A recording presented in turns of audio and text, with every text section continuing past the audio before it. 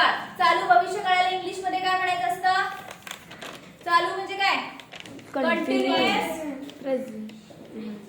Continuous future tense. Future tense tense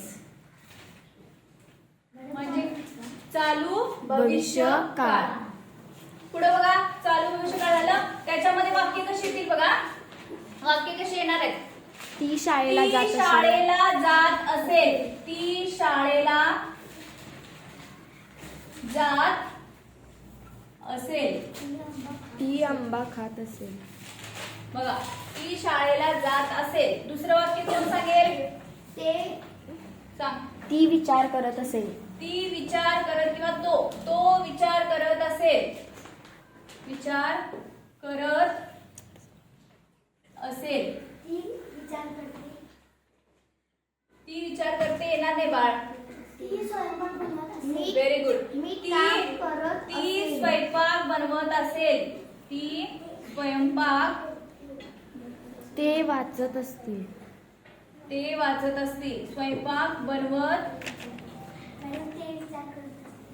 हा ते विचार करत असतील. मी काम करत असेल. Very good. मी काम करत असेल.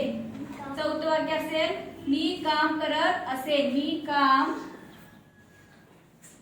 करत असेल. त्यांनी आंबा खाल्ला असेल. खाल्ला असेल नाही ना. बघा इकडे लक्ष द्या. आता या 4 वाक्यामध्ये तुम्हाला काय साम्य दिसते बघा. तो काय असेल? तो असेल लागलाय शेवटी. तो असेल. तो असेल किंवा तो असेल. काय लागतं बघा, मराठी वाक्याची ओळख काय येणार? मराठी वाक्याची ओळख तो असेल. तो नसेल.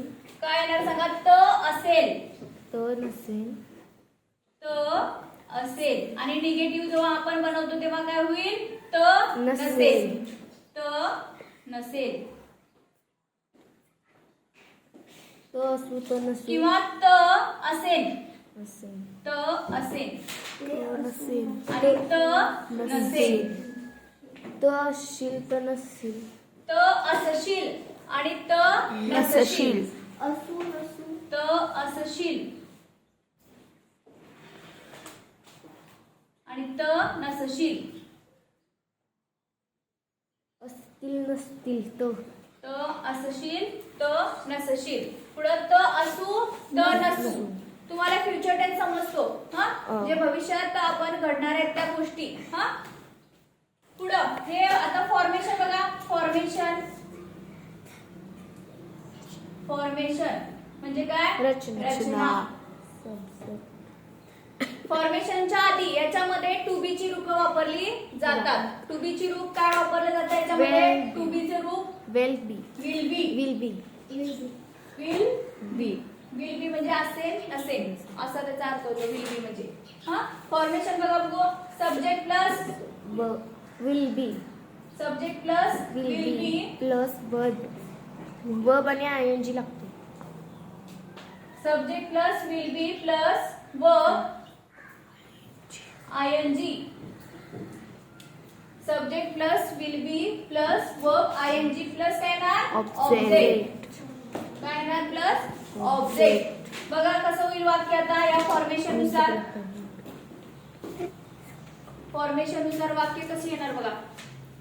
आता हे will B J to be चे रूप आहे विल बी हे प्रत्येक कर्त्यासाठी वापरलं जातं हा. ह्याच्यामध्ये वेगळे ही शी इट टीपीएस ला वेगळं त्याला वेगळं असं काही नाही. हे सगळ्याच कर्त्यासाठी वापरलं जातं.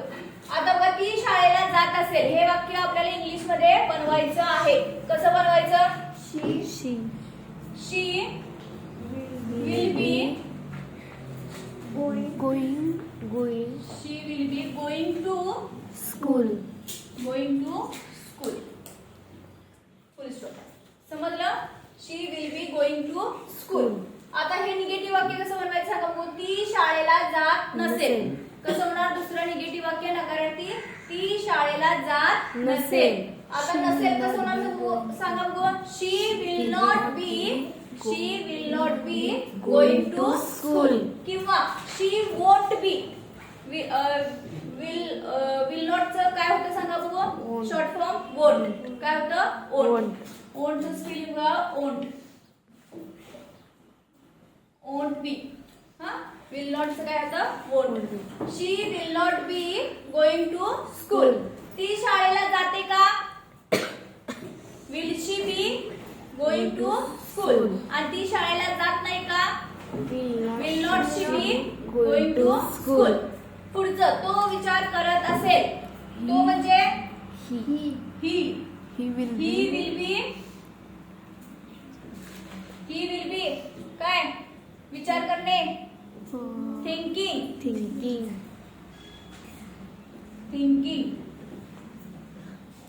he will be thinking.